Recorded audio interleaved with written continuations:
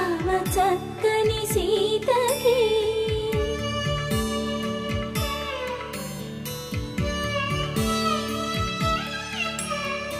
ఎర్ర జాబిలి చేయి రాముడేడని అడుగుతుంటే